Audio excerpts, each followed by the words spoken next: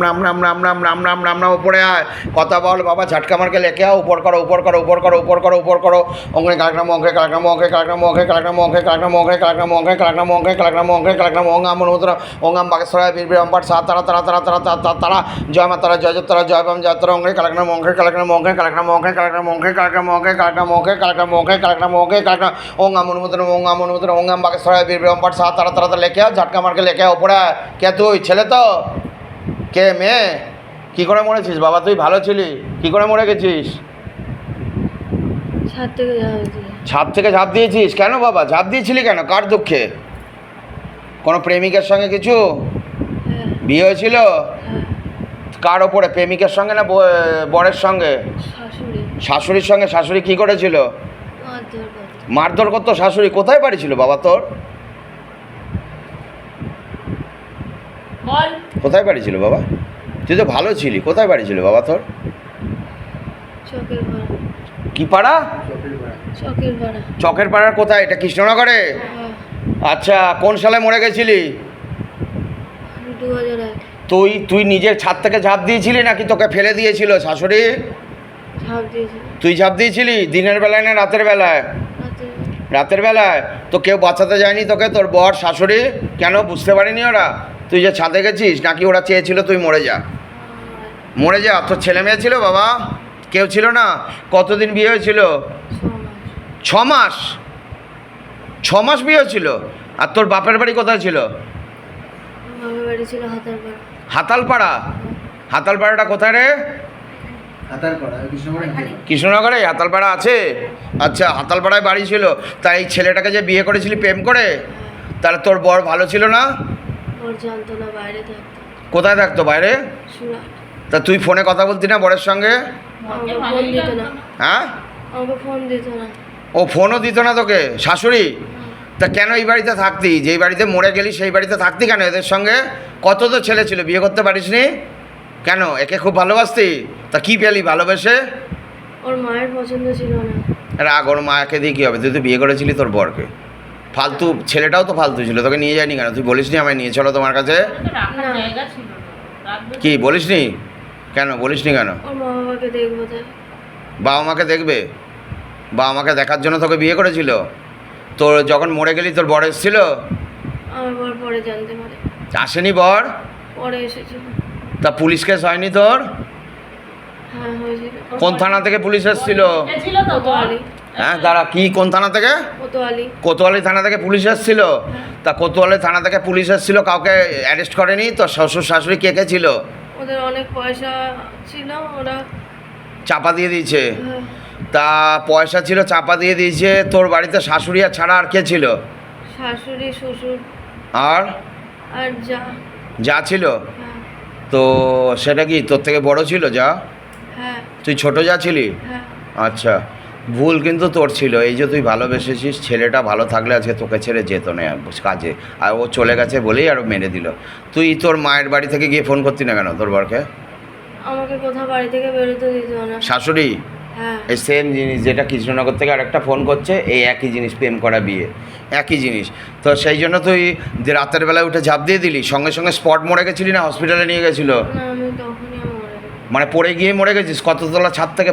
ঝাঁপ দিয়েছিলি ওরে বাবা 3 তলা থেকে পুরো কি একদম ইয়েতে পড়েছিলি কোনো ইটের উপর পড়েছিলি রাস্তায় পড়েছিলি ব্যালকনি থেকে তা রাস্তায় যে পড়েছিলি কি একদম ডাইরেক্ট রাস্তায় পড়েছিলি না কারোর গায়েটায় পড়ে গিয়ে তারপর পড়েছিলি আচ্ছা ছুটে এসেছিল লোকজন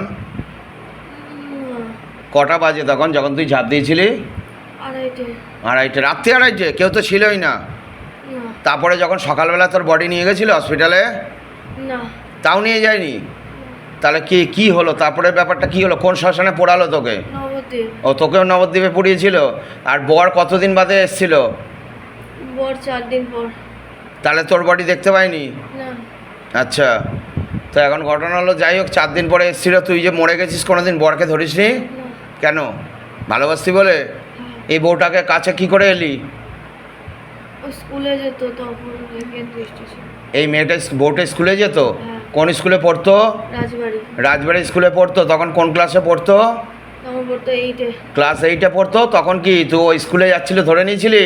হ্যাঁ, আমার মনে হতো যে এই ফুটফুটে মেয়ে, আমার যদি একটা এরকম মেয়ে হতো, মেয়েটাকে আমি ছাদে জামা কাপড় মেলতে গিয়ে দেখতাম, আমার খুব ভালো লাগতো। মানে এই মেয়েটা যেখানে থাকতো তার পাশেই তুই থাকতি? না, ওই যেখান থেকে স্কুল যেত আচ্ছা, ওখান থেকে আমার সাথে দেখতি? কথাও বলতো কথাও বলতো? মাঝে মধ্যে। কিভাবে কথা বলতো? মানে তুই মরে গেছিস তারপরে কথা বলতো? না, আমি বেঁচে থাকাকালীনই আমার সাথে কথা বলতো। আচ্ছা, তারপরে আচ্ছা। মরে গেছি, তারপরে ওকে দেখে আমার তো যে ছোটবেলা দিয়ে ধরা যায়। আচ্ছা, হ্যাঁ, কি তুই রাস্তায় যেতি তোর সঙ্গে কথা বলতো? কি বলে কথা বলতো? কাকিমা বলে? বৌদি বলতো। ও, বৌদি বলে কথা বলতো। আচ্ছা, তাহলে তারপরে হঠাৎ একদিন তুই মরে গেলি, তারপরেও ওই স্কুলে যেত, তাই তো? তখনই তুই কখন দুপুরে ধরে নিয়েছিলি? হ্যাঁ। কটার সময়? ও কুল পাড়ছিল, একদিন শীতকাল ছিল, কুল পাড়ছিল, তখন আমি কুল গাছেই ছিলাম, তখনই ওকে ধরেছিল। ও, যেই গাছে কুল পাড়ছিল সেই গাছেই ছিলি তুই? হ্যাঁ। আর তখনই ধরে নিলি? হ্যাঁ।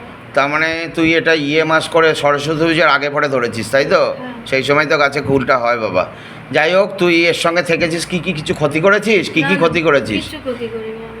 কিছু তো করেছিস বাবা? কিছুই করিনি, করিসনি? কিছুই আচ্ছা। করিনি। খুব ভালোবাসি মেয়েটাকে, আমি খুব ভালোবাসি, আমি কিছুই করিনি। মানে ভালোবাসিস মানে?